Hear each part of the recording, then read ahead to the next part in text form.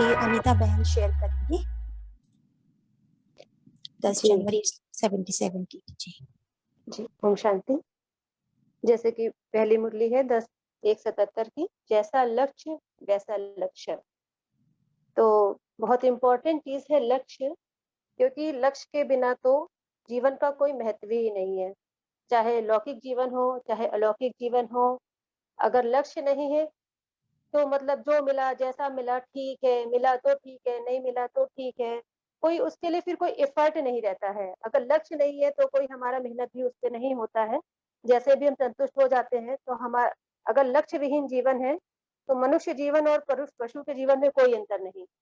तो लक्ष्य तो जीवन में बहुत जरूरी है। और जैसे कि बाबा ने लक्ष्य और लक्षण दिया है, तो हमें ये चेक करना है कि इस ब्राह्मण जीवन में हमारा क्या लक्ष्य है।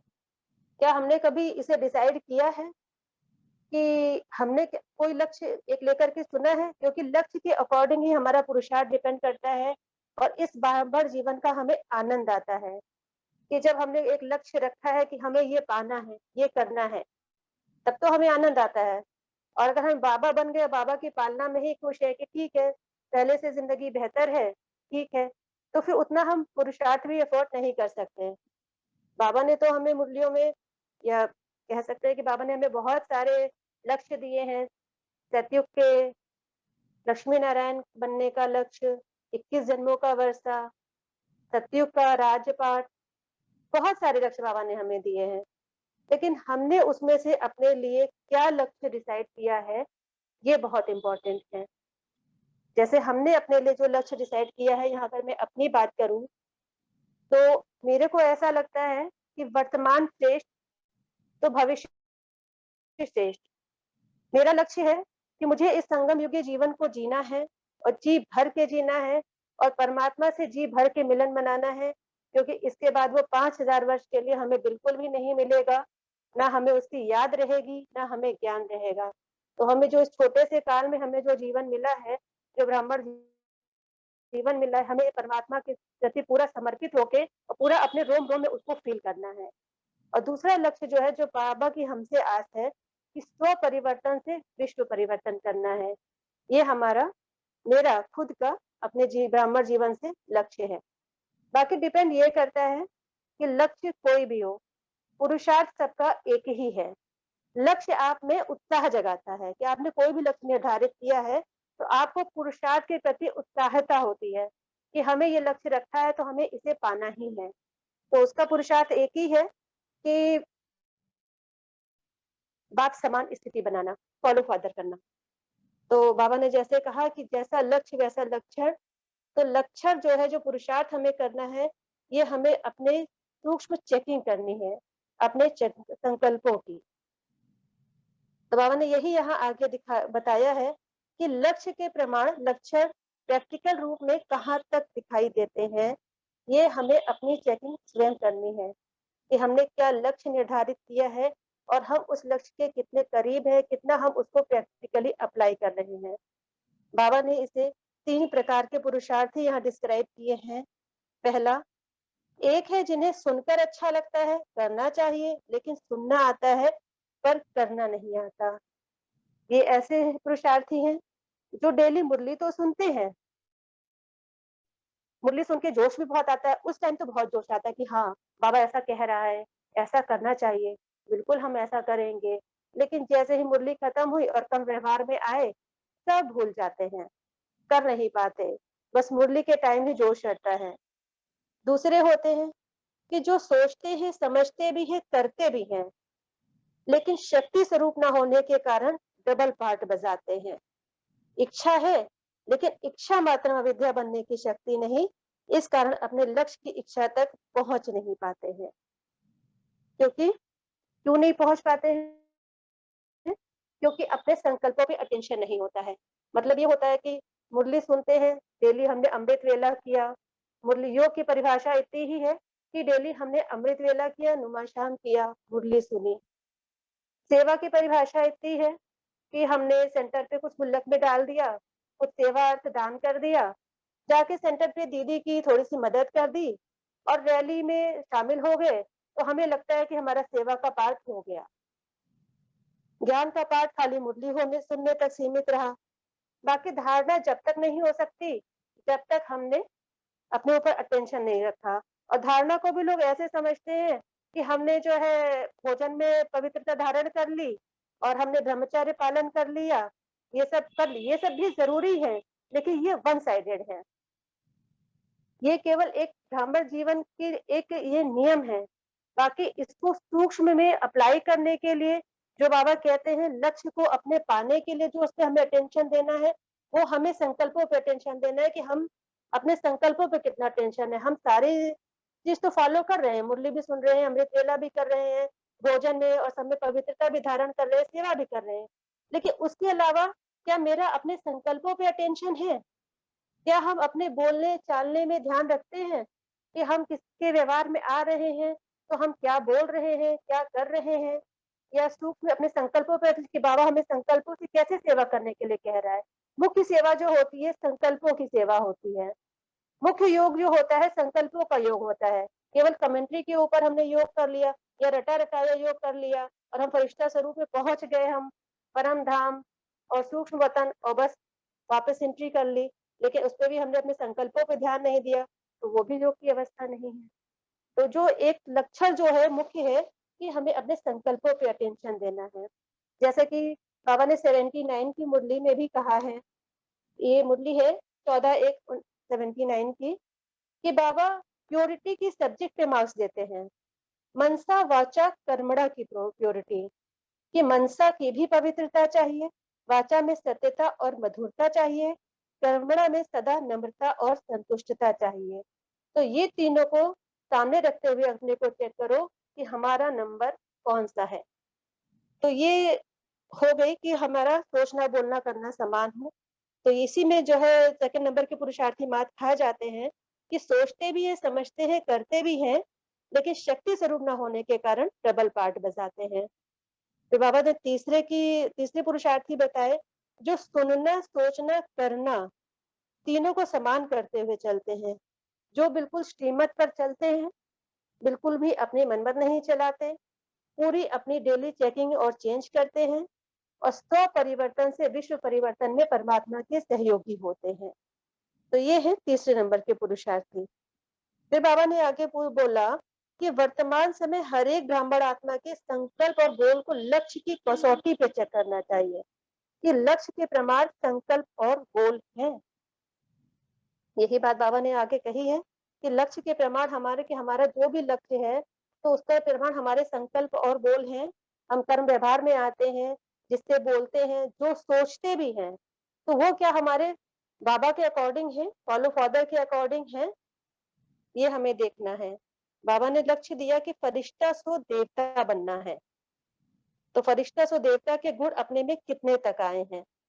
आगे बाबा कह रहे हैं, बाबा ने ये हमें चेकिंग का पॉइंट दिया है कि हम सबको ये चेक करना है कि वर्तमान मर्जीवा ब्राह्मण जन नेचुरल स्मृति में रहता है, वह पास्ट शूद्रपन के लक्षण नेचुरल रूप में पार्ट में आ जाते हैं कि हमारा ब्राह्मण जीवन बिल्कुल हमारा नेचुरल रहता है कि चलते फिरते हमारा हमारे संकल्पों पे अटेंशन रहता है कि कभी-कभी हम अटेंशन से विमुख हो जाते हैं और वापस उसी शूद्र जीवन में चले जाते हैं और वैसा ही व्यवहार करने लग जाते हैं। तो बाबा ने आगे यही कहा कि जैसे जन्म होते हैं वैसे कर्म होते हैं, जिस जन्म के कर्म भी श्रेष्ठ होने चाहिए, अगर मेहनत लगती है तो ब्राह्मण जीवन की स्मृति कम है, क्योंकि फिर इसका मतलब कि हमने बैलेंस बना के नहीं रखा हुआ है, हमने शूद्र के जीवन को भी नहीं छोड़ा है और ब्राह्मण जीवन को भी पूरी तौर पे नहीं अपनाया है।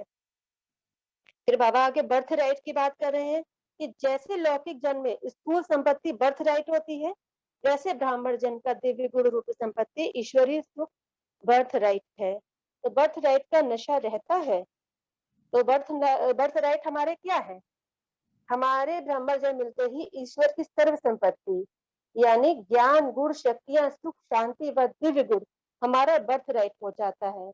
और बर्थ राइट यदि हम नशे में नहीं रहते, तो इसका अर्थ है कि कहीं ना कहीं किसी संबंध में, कनेक्शन में कमी है कि हमने बाबा से सर्व संबंध नहीं जोड़े हैं और हमारा जो बाबा से हमारा कनेक्शन है वो बीच बीच में टूट जाता है। उसमें जो है जरूर कोई जो है हमसे अवज्ञा हो रही है, जो हमारा कनेक्शन बाबा से नहीं रह जाता है। तो बाबा यही चेकिंग कह रहे हैं कि अपने आप से पूछो कि बर्थ राइट का नशा रहता है? जब इस बर्थ राइट का नशा रहेगा, तो संबंध भी एक्यूरेट रहेगा और कनेक्शन भी एक्यूरेट रहेगा और लक्ष्य और लक्षण समान हो जाएँगे। आगे बाबा इस नशे को बरकरार रखने के लिए कह रहे हैं कि सदा इस स्मृति में रहो, वह मेरी तकदीर की तस्वीर, ये अजबा जाप निकलता रहे। कि भाई जो भी हम सबका ये अनुभव है कि हम कैसे भी चाहे जितने भी संतुष्टता के जीवन से हम ज्ञान के मार्ग में आए हैं, लेकिन हमारी तकदीर तो बदली। हमने उसी पल अपनी तकदीर को बदलते हुए अनुभव कर लिया। तो बाबा यही कह रहे हैं कि उस तकदीर की तस्वीर को अनुभव करते हो कि वह मेरी तकदीर की तस्वीर, वह मेरा भाग्य वह। बाबा इसके लिए एग्जाम्पल भी यहाँ दे रहे हैं कि रासलीला का चित्र गोपी वल्लभ का रास करते हुए दिखाते हैं। तो ये जो चित्र दिखाते हैं ये हमारा ही यादगार है कि जैसे गोपियां गोपी वल्लभ के साथ बिल्कुल मस्त रहती हैं, वैसे ही हम गोपिकाएं भी क्या शिव बाबा की याद में इतना ही मस्त रहती हैं, उसी नशे में जो है चूर रहती हैं कि हमें कौन मिला है, हम किसके हैं और हम कौन हैं। तो बाबा कह रहे हैं इसको ही कहा जाता है तकदीर की तस्वीर। और रोज अपनी तकदीर की तस्वीर को देखते हुए कर्म करेंगे तो मेहनत से मुक्त हो बर्थ राइट से खुशी का अनुभव करेंगे। फिर बाबा अल्टीमेटम दे रहे हैं कि अब मेहनत करने का समय नहीं रहा, अब तो यह स्मृति स्वरूप बनो। जो जानना था वो जान लिया, पाना था सो पा लिया, ऐसे अनुभव करते हो। बाबा ये अल्टीमेटम समय का हमें बार बार देते रहते हैं कि अब मेहनत नहीं करनी कि अब तक हम चढ़ती कला और उतरती कला में रहे, कि बार बार याद रहे, भूल जाए, फिर शूद्र जन्म में जा रहे हैं, फिर ब्राह्मण जन्म बना रहे हैं। नहीं, अब स्मृति स्वरूप बनना है और सदा नशे में रहना है कि अब हमने जो जानना था जान लिया, पाना था सो पा लिया, अब हमें इसे खोना नहीं है, हमें इसे बरकरार रखना है। आगे बाबा कह रहे हैं कि मास्टर सर्वशक्तिमान श्रेष्ठ तकदीवान छोटी छोटी उलझनों में कैसे उलझ सकते हैं। बाबा ने यहाँ एग्जाम्पल दिया कि जैसे शेर चींटी से घबरा जाता है कि मैं चींटू को मारूं, कैसे मारूं, क्या मारूं, तो कितनी अजीब सी बात लगेगी। वैसे जब हम उस मास्टर सर्वशक्तिमान के बच्चे हैं तो अब हमें शोभा नहीं देता कि हम छोटी छोटी उलझनों में उलझ जाएं। किसी ने हमारे साथ कोई कैसा भी व्यवहार किया, किसी के गुण अवगुणों में उलझ जाएं, हम उसी पर चिंतन में उलझ जाएं, किसी के व्यवहार से हम डिस्ट्रेस हो जाएं। अब इन इन सब बातों का समय नहीं है, ये सब बचपन की बातें हैं। फिर बाबा उमंग उल्लास आगे दिला रहे हैं कि इसीलिए कहा है कि सदैव उमंग उल्लास की रास में नाचते रहो, सदा वह भाग्य मेरा, वह भाग्य विधाता। जब ये स्मृति रहती है तो उमंग उल्लास की रास रहती है। और बाबा ने कहा नाचने के साथ जैसे साथ चाहिए, तो अनादि मन का आवाज सुनते रहो और खुशी में नाचते रहो। अनादि मन की आवाज क्या है? मैं कौन हूँ, मैं किसकी हूँ, मैं कहाँ से आई हूँ और अब क्या करना है। ये दादी जानकी के एक की दी हुई एक ड्रिल है जो कभी गोपी दीदी ने हमें सुनाई थी अपने एक्सपीरियंस में।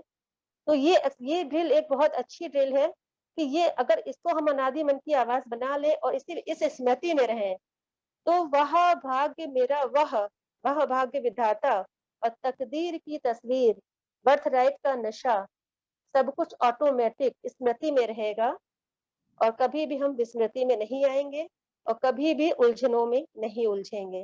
जैसे बाबा ने कल के स्लोगन में भी कहा था, साकार मुरली के स्लोगन में, कि सेवा और कर्म और योग का बैलेंस रखने वाले ही सफल योगी है। तो अपने लक्ष्य और लक्षण को समान रखने के लिए हमें कर्म और योग को बैलेंस बना के रखना है और अपने संकल्पों पे अटेंशन रखना है और लक्ष्य को मजबूत करने के लिए और पुरुषार्थ को तीव्र करने के लिए हमारा लक्ष्य एग्जैक्टली क्लियर होना चाहिए कि हमारा लक्ष्य है क्या। ओम शांति।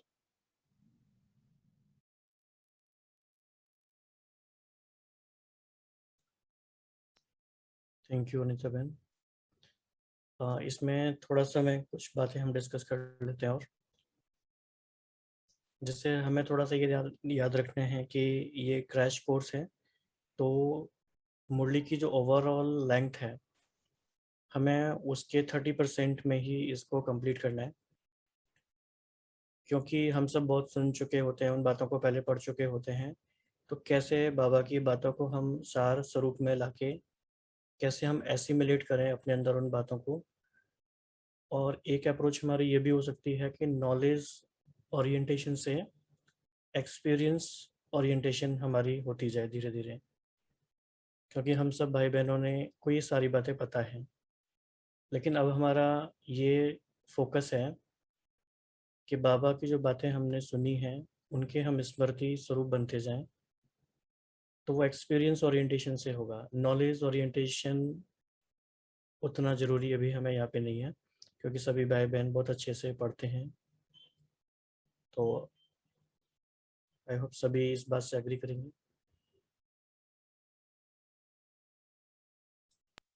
जी ठीक है, अभी हम नेक्स्ट भाई जी, अभी हम लास्ट वाली मुरली पहले लेते हैं 18 जनवरी 77 की। जी जी शिखा बहन शेयर करेंगे। ओम शांति। ये 18 जनवरी की मुरली थोड़ी सी डिफरेंट है इस बार। जैसे बाबा हर बार बहुत स्नेह बरसाते हैं, इस बार तो क्वेश्चंस की लड़ी लगी है। बाबा भी पूछ रहे हैं और बच्चों ने भी पूछे हैं। तो अराउंड 25 से 30 क्वेश्चन है पूरे मुरली में। और बाबा ने बहुत अच्छे से, बहुत 1976 में क्यों ये ऐसा था कि विनाश होना है, ये बहुत, क्योंकि कई सारे सीनियर्स के एक्सपीरियंस में भी सुना है कि उस समय यही था कि 76 में तो सब विनाश हो ही जाना है सब। तो everyone was very mentally prepared कि अब विनाश हो जाएगा, बट नहीं हुआ। तो उसके बाद की ये चली हुई मूवी है, तो बाबा ने इसमें बहुत सारे क्वेश्चंस को क्लियर किया है।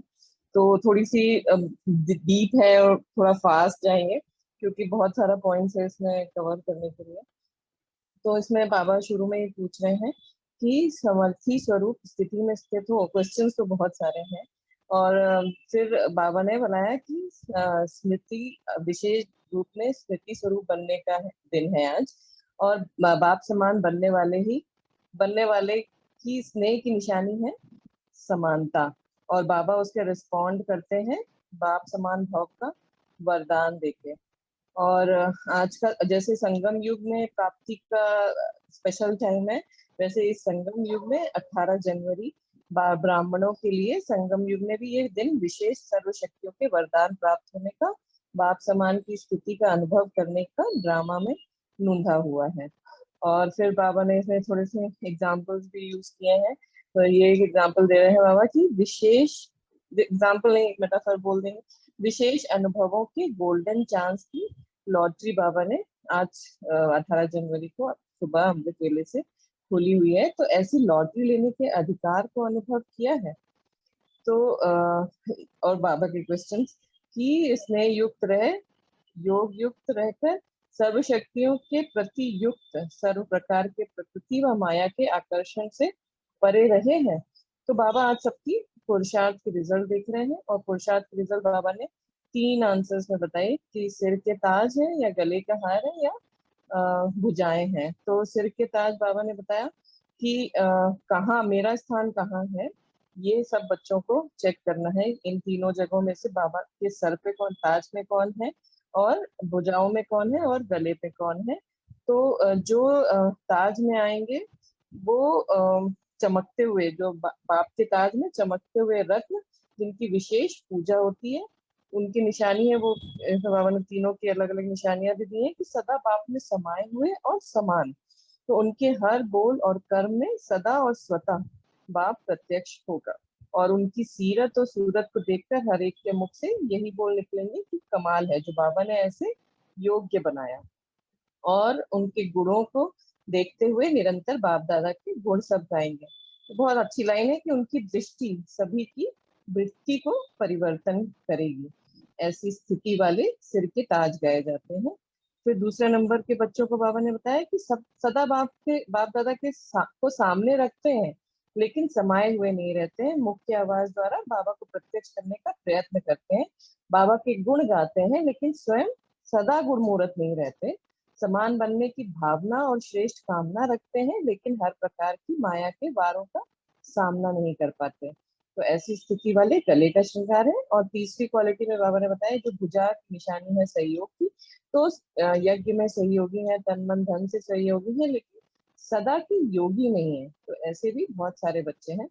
तो बाबा ने एक इसमें बहुत अच्छे से बोला कि रिवाइज कोर्स के साथ साथ रियलाइजेशन कोर्स भी दिया है। तो जो अव्यक्त मुरलियां हैं वो इसी कहते हैं कि जैसे दादी जानकी कहती थी कि ये आईना है जो हमको अपना दिखाती रहती है कि हम कहाँ, हमारा पुरुषार्थ कैसा चल रहा है और हम कहाँ स्टैंड कर रहे हैं। तो वही बाबा कह रहे हैं कि रिवाइज कोर्स के साथ रियलाइजेशन कोर्स भी दिया है।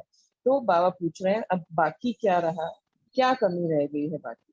तो हमको अपने में चेकिंग, बहुत सारे चेकिंग के लिए पॉइंट्स हैं आगे भी, तो चेक करते चलना है कि हमारे में क्या कमी रहेगी। बाबा तो इतना दे रहा है, इतना रिविजन भी चल रहा है, तो कहाँ कमी रह रही है। फिर बाबा पूछ रहे हैं कि इस नष्ट मोह स्मृति स्वरूप हो गए कि अभी होना है। तो जो विनाश के साथ सबने अटैच करके रखा हुआ था, तो वो बाबा पूछ रहे हैं कि फाइनल विनाश तक रुकी हुई है क्या। बाबा बीच में पूछा संगम युग सुहाना लगता है या सतयुग सुहाना लगता है, तो घबराते क्यों हो कि विनाश क्यों नहीं हुआ।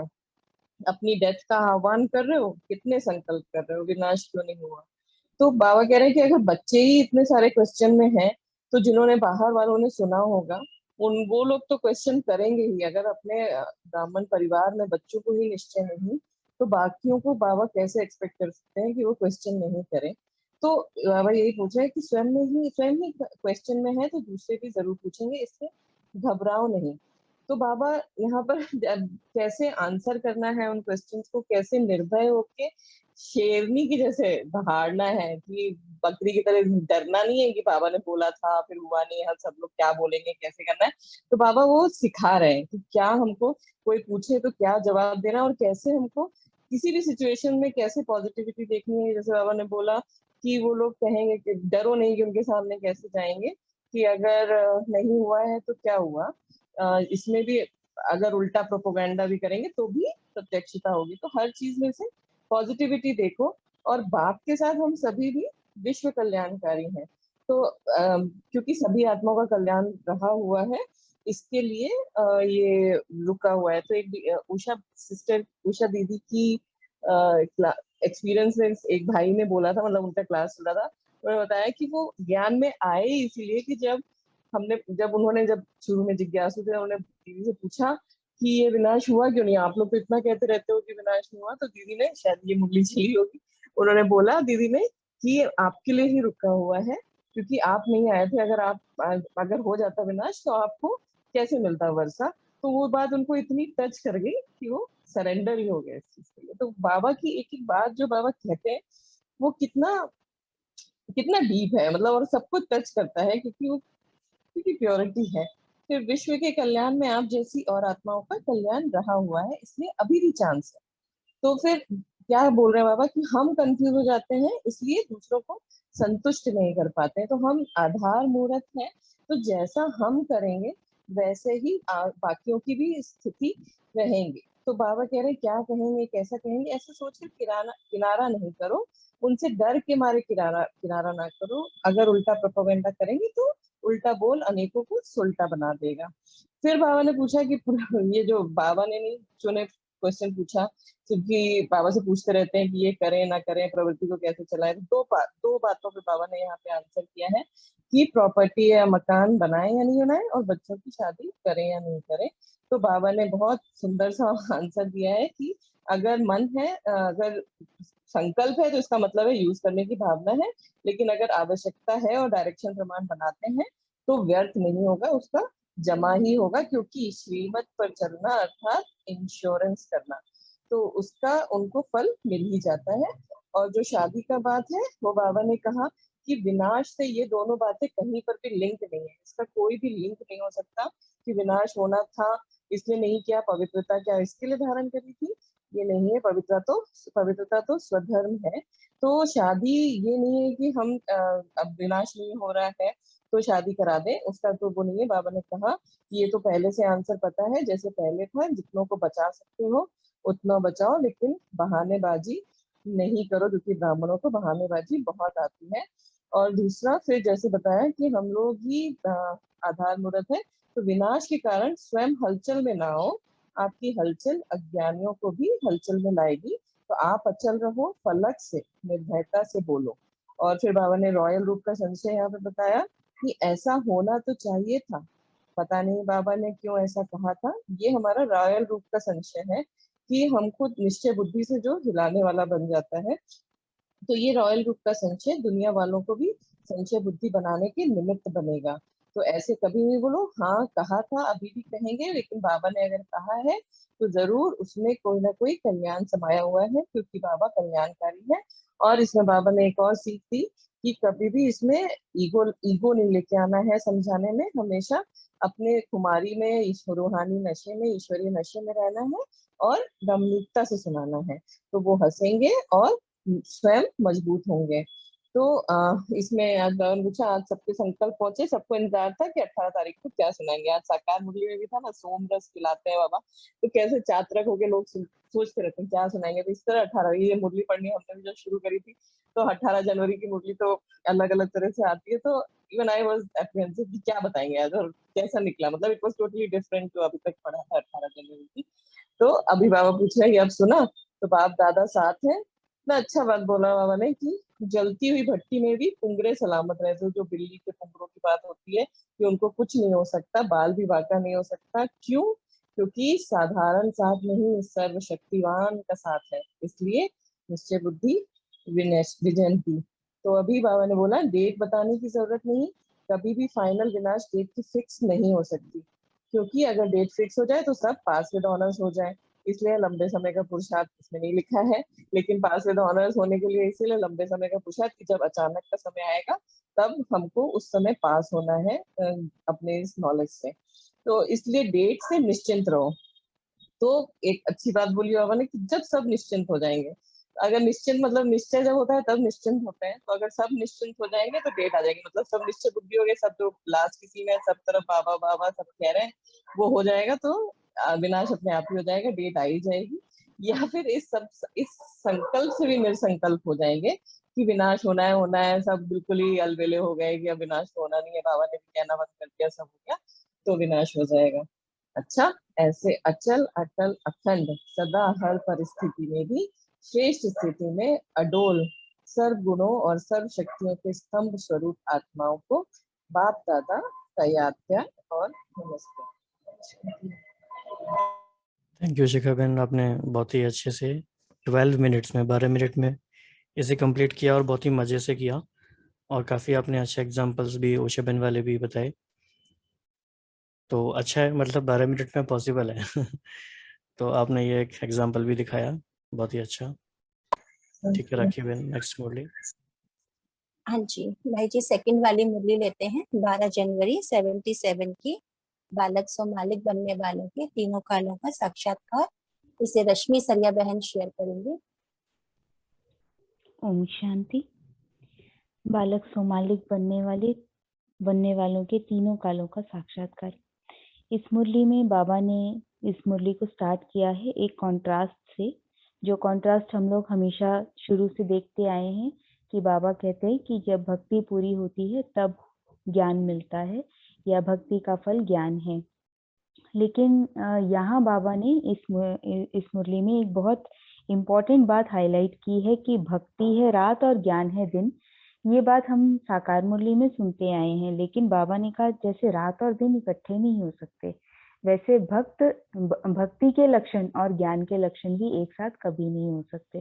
तो हम इस कॉन्ट्रास्ट को थोड़ा सा समझेंगे, क्योंकि यहाँ ये एक चेकिंग का तरीका भी है कि हमारे में अभी तक भी भक्त बने के लक्षण तो नहीं है, क्योंकि बाबा हमारे में संपूर्ण ज्ञानी के लक्षण देखना चाहते हैं, संपन्नता के लक्षण देखना चाहते हैं। और भक्त आत्मा में वो कौन से, या भक्ति के जो हमारे द्वापर से जो हमारे देह अभिमान के संस्कार हैं या भक्ति के संस्कार हैं, उनमें वो कौन सी बातें ऐसी हैं जो बाबा हमारे में नहीं देखना चाहते हैं, वो अभी हम देखते हैं। तो बाबा ने जैसे इस मुरली में कहा है कि जैसे भक्त आत्मा होती है तो जैसे उनमें अधीनता के संस्कार होते हैं, मांगना, पुकारना या किसी स्वभाव संस्कार के अधीन बनना।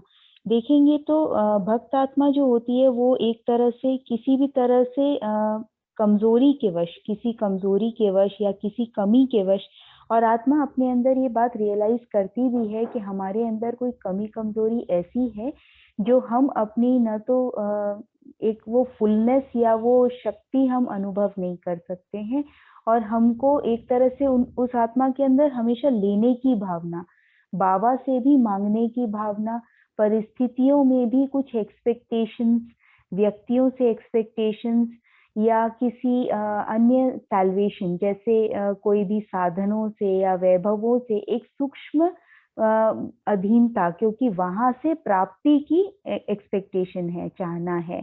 तो ये जितनी भी निशानियां हैं, ये सारी है खालीपन की निशानी या असंपन्नता की निशानी। इसके कॉन्ट्रास्ट में बाबा हमारे अंदर क्या देखना चाहते हैं? बाबा हमारे अंदर अधिकारीपन की निशानी देखना चाहते हैं, बाप समान संपन्नता देखना चाहते हैं। तो भक्ति में जो संस्कार है वो बाबा ने कहा कि स्वयं को संपन्नता से दूर समझने के संस्कार हैं, कि हम तो इनकम्प्लीट हैं। जैसे भक्ति में चलिए ये जैसे कहते हैं कि अपने को पापी, नीच, कपटी, ये इस तरह के विशेषण दिए हैं। लेकिन अगर हम ज्ञान मार्ग में देखें तो कहीं ना कहीं यदि हम अपने आप को कमजोर समझ रहे हैं, या हम किसी बात में दिल शिकस्त हो रहे हैं, या ये कह रहे हैं कि ये तो मैं नहीं कर सकती, या पता नहीं मैं आगे बढ़ूंगी कि नहीं, या अपने में निश्चय की कमी कहीं ना कहीं हमें नजर आती है, तो वो हो गए भक्त के संस्कार। तो वो जो संस्कार है वो बाबा अब हमारे अंदर नहीं देखना चाहते हैं।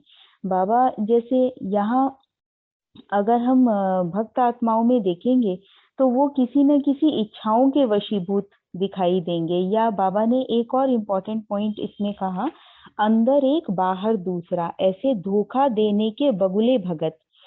मतलब कि जैसे जो लक्ष्य और लक्षण एक जैसा नहीं होता है। जैसे हम प्रैक्टिकल अगर अपनी भी सूक्ष्म चेकिंग करें तो हमें ये देखना है कि बाबा हमारे अंदर लक्ष्य, जैसा हमारा लक्ष्य है वैसे लक्षण हमारे अंदर देखना चाहते हैं, वो हमारे अंदर बिल्कुल प्रत्यक्ष होने चाहिए। अगर वो नहीं है और हम कहते एक और करते दूसरा है तो ये भी भक्त के लक्षण हुए जो यहाँ बाबा कह रहे हैं। तो ये जितने भी ट्रेट्स हैं इन सब को हमें चेक करना है कि ये हमारे अंदर ना हो। हम एक तरह से भक्ति में अपने आप को परमिशन दे देते हैं कमजोरी को, मतलब कमजोरी के लिए परमिशन दे देते हैं, फ्लॉ के लिए परमिशन दे देते हैं। वो परमिशन ज्ञानी के अंदर, ज्ञानी को नहीं होती है। ज्ञानी संपन्न आत्मा है, ज्ञानी बिल्कुल बाप समान परफेक्ट आत्मा है। तो यहाँ ये कॉन्ट्रास्ट आज स्टडी किया इसके हिसाब से कि बाबा हमारे से वो जो बाबा कह रहे हैं कि भक्ति है रात और ज्ञान है दिन, तो रात और दिन इकट्ठे नहीं हो सकते। अगर हमारे अंदर भक्त बने के संस्कार हैं तो हमें उनको इमीडिएटली चेक करके चेंज करना है। फिर इस मुरली में आगे बाबा ने ज्ञानी तो आत्मा का चित्र बताया है कि संपन्न स्वरूप जो होगा, हमारी अंतिम संपूर्ण स्टेज का चित्र जो होगा वो हमारे सामने हम लेकर आए।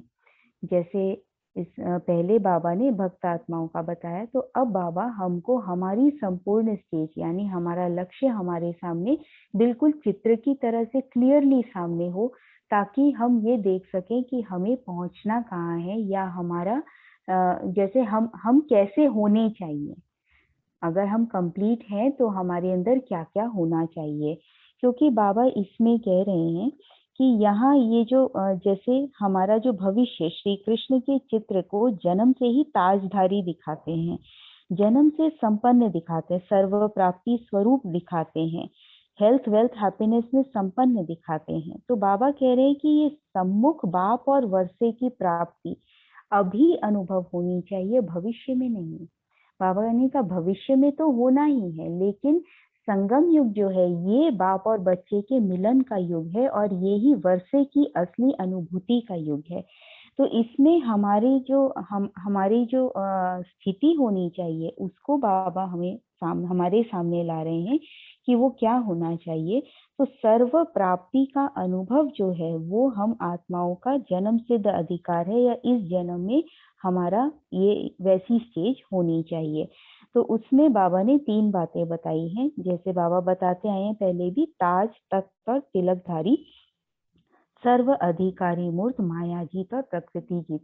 तो यहाँ बाबा ने डबल ताज, डबल तख्त की बात की है कि डबल ताजधारी हम इस जन्म में बनते हैं, जिसमें हम हमारे ऊपर जो सेवा की जिम्मेवारी, विश्व कल्याण की जिम्मेवारी का ताज तो है ही, लेकिन उसके साथ साथ प्योरिटी का क्राउन भी होता है।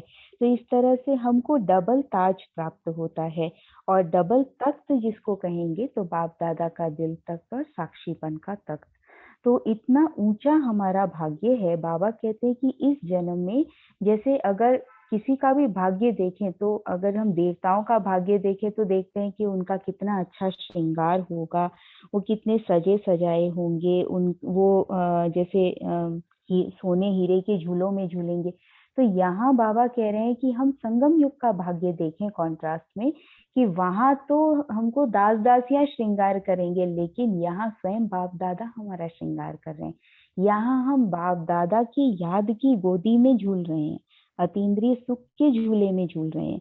तो अभी तो हमारे जैसे बोले कि गोल्डन स्पून इन माउथ, तो वो गोल्डन स्पून इन माउथ की जगह बाबा तो कह रहे हैं कि यहाँ तो हीरे तुल्य बन जाते हैं हम। क्योंकि हीरे तुल्य इसलिए कहा बाबा ने, क्योंकि यहाँ हमारे सामने कॉन्ट्रास्ट है, और वो कॉन्ट्रास्ट जो है वो दुनिया वालों को भी जैसे दिखाई देगा आगे जाके, तो वो भी सेवा करेगा और अन्य आत्माओं को भी बाबा के नजदीक लेकर आएगा।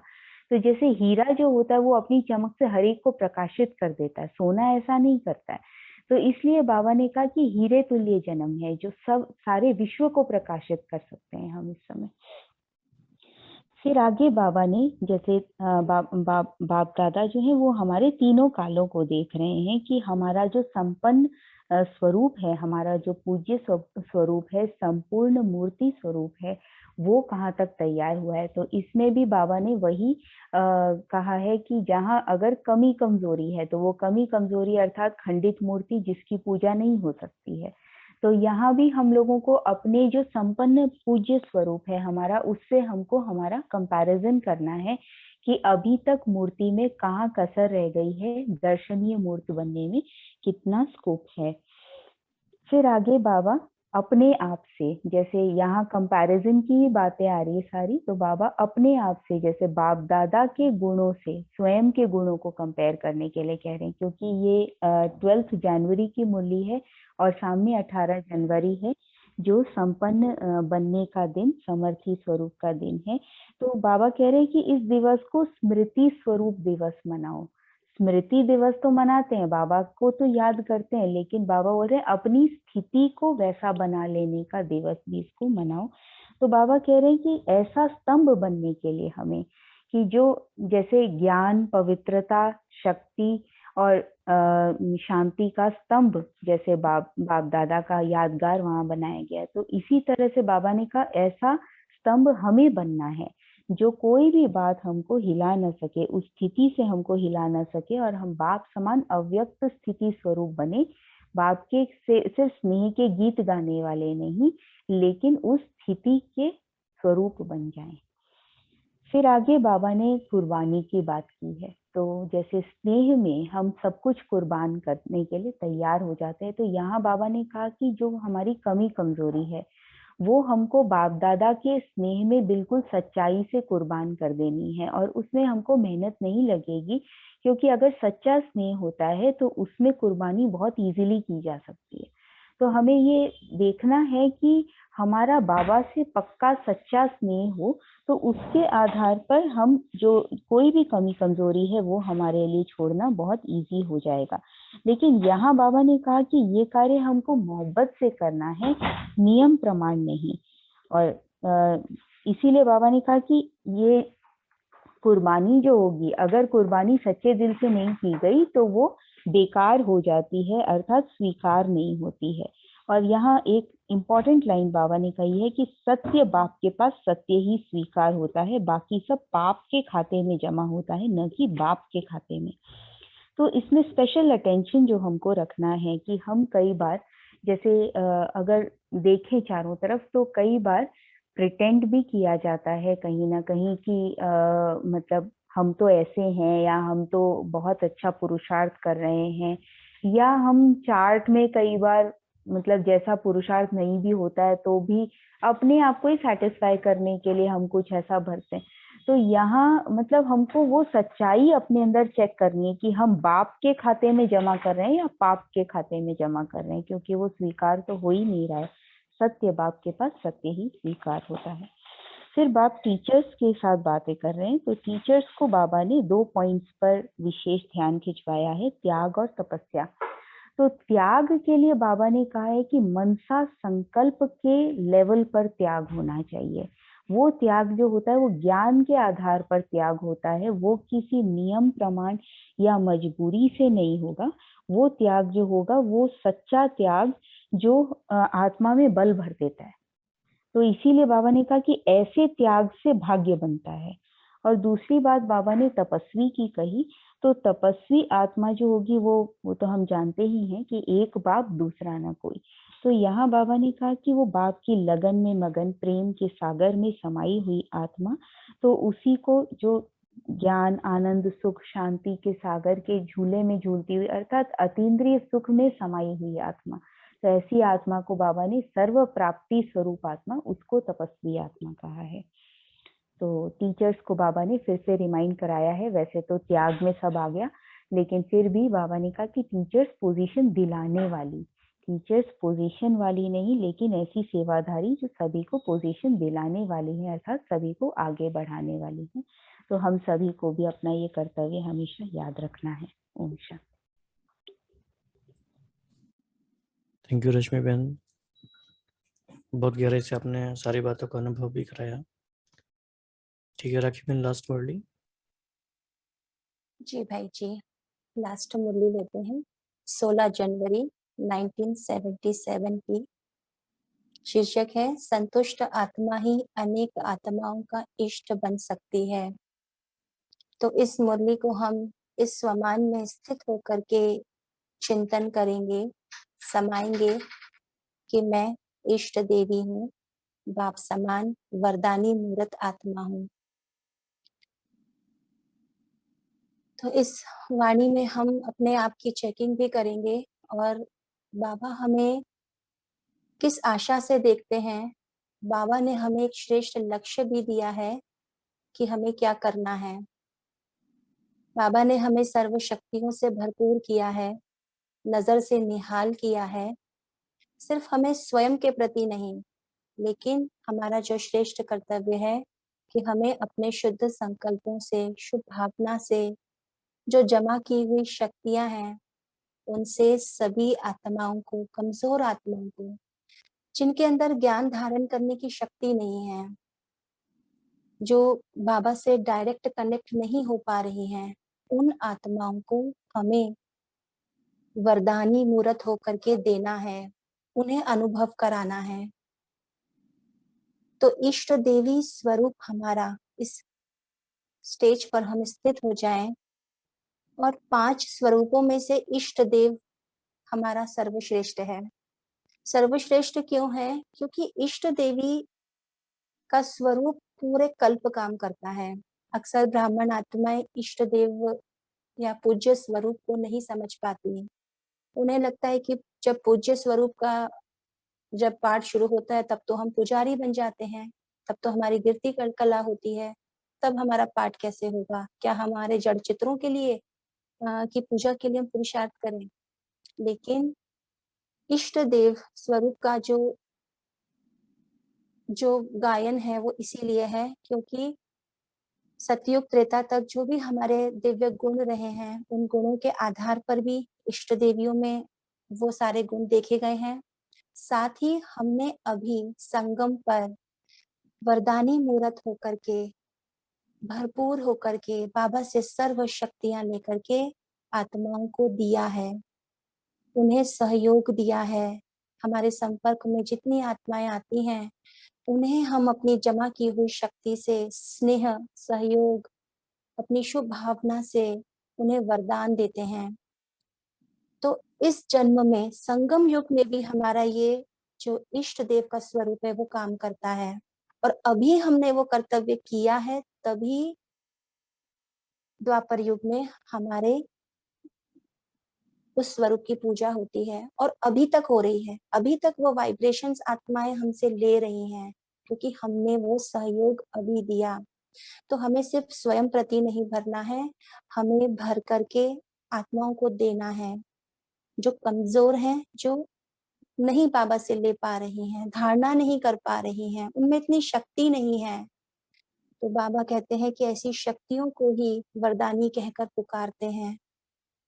तो अभी अंत के समय में महादानी से भी ज्यादा हमारे वरदानी रूप की सेवा होगी, जो हम संसार को अपने वाइब्रेशंस दे रहे हैं, मनसा सेवा कर रहे हैं। वो वाइब्रेशंस दूर दूर तक, कोने कोने तक आत्माओं में पहुंच रहे हैं, उन्हें संतुष्ट कर रहे हैं। उनके अंदर एक शक्ति का संचार हो रहा है, वो नहीं जानते कि कहाँ से वाइब्रेशन आ रहे हैं, लेकिन हमें अभी उस स्वरूप का अभ्यास करना है। जैसे दादियों ने भी किया, और हम सब दादियों के एग्जाम्पल लेते हैं क्योंकि उन्होंने किया, उनकी भी कमाल गाते हैं, सिर्फ बाबा की नहीं। हम कमाल कहते हैं ना कि दादियां कितनी दर्शनी मूर्त बन के गई, कितनी गुणवान थी, कितने उन्होंने वाइब्रेशन से सेवा की। तो ऐसे ही हमें भी अपने उस स्वरूप द्वारा, इष्ट स्वरूप द्वारा, वरदानी मूर्त द्वारा आत्माओं की अब सेवा करनी है। अब इसी पर विशेष हमें अटेंशन देना है। उसके लिए जो सबसे बड़ा गुण है या उसको विशेषता कहें, संतुष्टता। जितना हम संतुष्ट होंगे, संतुष्टता आएगी, भरपूरता, जो बाबा से ही हम एक प्राप्तियां करें, बाबा से ही भरपूर हो, और कोई कामना नहीं। कुछ भी हो, कोई भी बात हो, संतुष्ट, अंदर से संपन्न अवस्था हो, वही आत्मा वरदानी रूप में अभ्यास कर सकती है या वरदानी रूप में प्रसिद्ध हो सकती है, जो संतुष्ट है। वही आत्माओं को रहम दिल होकर के अपनी शुभ भावना द्वारा, अपने शुभ वाइब्रेशन द्वारा संतुष्ट कर सकती है। तो हमारा लक्ष्य अभी यही होना चाहिए, इसी का हम अभ्यास करें। और इष्ट देव स्वरूप को हम देखें तो द्वापर युग में हमारे विकारों का हम देखते हैं कि विकार जो है वो जागृत हो जाते हैं, लेकिन यदि हम इष्ट देवी का हम अभ्यास करते हैं तो हमारे विकार कटने लगते हैं, और वही स्वरूप हमारा पूरे कल्प में फिर काम करता है, पूरे कल्प के लिए। तो ऐसे हम अपने आप को इष्ट देव स्वरूप में स्थित कर रखें कि मैं महादानी वरदानी आत्मा हूँ, विश्व कल्याणकारी आत्मा हूँ। ऐसी आत्मा को ही बाबा याद प्यार देते हैं जो संकल्प से, वृत्ति से संतुष्ट होकर के आत्माओं में बल भरते हैं। तो मैं कौन हूँ? बाबा याद प्यार दे रहे हैं ऐसी विश्व कल्याणकारी महावरदानी, एक सेकंड के संकल्प द्वारा अनुभव कराने वाली, सर्व शक्तियों का प्रसाद तड़पती हुई आत्माओं को देकर प्रसन्न करने वाली, साक्षात मूर्त, दर्शनीय मूर्त, संपन्न, बाप समान, सर्वश्रेष्ठ भावनाएं हो जिसमें, श्रेष्ठ कामनाओं को पूर्ण करने वाली आत्मा, ऐसी आत्माओं को बाबा याद प्यार देते हैं। और इसके साथ ही फिर बाबा ने टीचर्स के लिए भी यही कहा कि हम सब टीचर्स हैं। टीचर्स वो जो तीनों रूपों से सेवा करे, मनसा से भी, वाणी से भी, कर्म से ही। सर्वश्रेष्ठ तो मनसा ही है। यदि मनसा शुभ भावना वाली है, वृत्ति शुद्ध है, तो स्वतः ही वाणी में भी जौहर भरेगा, वाणी का भी तीर लगेगा और कर्म भी श्रेष्ठ हो जाएगा। तो हमें अपने संकल्पों पर अटेंशन देना है। उसी का आत्मा को बाबा ने त्रिमूर्ति भी कहा, जो तीनों रूपों से सेवा करेगी। तो सर्वश्रेष्ठ हमारी जो अवस्था हो सेवा करने की, वो हो हमारी स्थिति, हमारी मनसा, क्योंकि हम निमित्त आत्माएं हैं और निमित्त आत्माओं के संकल्प वृत्ति बनाते हैं, वायुमंडल बनाते हैं। हमारे संकल्प दूसरी आत्माओं तक पहुंचते हैं। हमारे अंदर बाबा ने इतना बल भरा है, इतनी शक्ति भरी है कि हमारे संकल्प पूरे होने लगते हैं, लेकिन स्वयं के प्रति नहीं, सिर्फ स्वयं के प्रति नहीं, दूसरी आत्माओं के प्रति भी, वातावरण को शुद्ध करने के लिए भी हमारे बोल ऐसे हों जो आत्माओं में बल भर दें, उन्हें विचलित ना करें। इसलिए बाबा कहते हैं पहले सोचो फिर करो, अपने संकल्पों को चेक करते रहो। संकल्प श्रेष्ठ होंगे तो टाइम और एनर्जी भी हमारी बचेगी, क्योंकि अब जमा करने का समय है। ये लिफ्ट बाबा ने हमें दी है कि हम बाबा और सेवा, याद और सेवा में बिजी रहें, क्योंकि बिजी रहेंगे उतना ही हम व्यर्थ से बचे रहेंगे, हर्षित रहेंगे, अपने गुणों को चारों ओर फैलाएंगे। प्रकृति या आत्माएं या कोई भी बात होगी वो हमें आकर्षित नहीं कर सकती ना। हम सदा हर्षित रहेंगे, आकर्षण से परे, एक बाप की याद में बस सदा हर्षित। तो बाबा और बाबा की याद और सेवा, इसी में हम बिजी रहें, भरपूर रहें, अपने आप को संपन्न रखें। और सर्व शक्तियों से संपन्न जितना हम होंगे उतनी ही हमारी मनसा वाचा कर्मणा से भी स्वतः सेवा होगी। और अभी हमें इष्ट देव स्वरूप का अभ्यास बढ़ाते जाना है, क्योंकि यही स्वरूप है जिससे हम अभी भी सेवा कर रहे हैं। और इसी स्वरूप के कारण जो आत्माएं हमसे वाइब्रेशन ले रही हैं, वो वाइब्रेशन जो उनके सबकॉन्शियस माइंड में जा रहे हैं, उसी के कारण वो द्वापर युग से हमारे ही उन्हीं वाइब्रेशन को फिर से कैच करेंगी और हम उनकी फिर से पालना करेंगे। कलयुग अंत तक हम उनकी पालना करेंगे। तो अभी जितने वाइब्रेशन हम इष्ट देवी बनकर, वरदानी मूर्त बनकर पूरे संसार में फैला सकते हैं, उतना फैलाएं। तो इससे हमारी स्वोन्नति भी है और जो बाबा की आशा है कि बच्चे विश्व कल्याणी बन संसार की सेवा करें, तो हम बाबा के इस आशा को पूरा भी इसी स्वरूप में रहकर कर सकते हैं। तो हम सभी इष्ट देवियां हैं, महादानी वरदानी आत्माएं हैं, इस बात को हम स्वीकार करिए। अच्छा, ओम शांति। बिल्कुल राखी बहन, आपने कमेंट्री जैसा ही, समझ में नहीं आ रहा था कि मुरली सुन रहे हैं या कमेंट्री से योग कर रहे हैं। बहुत ही अच्छा एक्सपीरियंस रहा ये, और इष्ट देव स्वरूप पे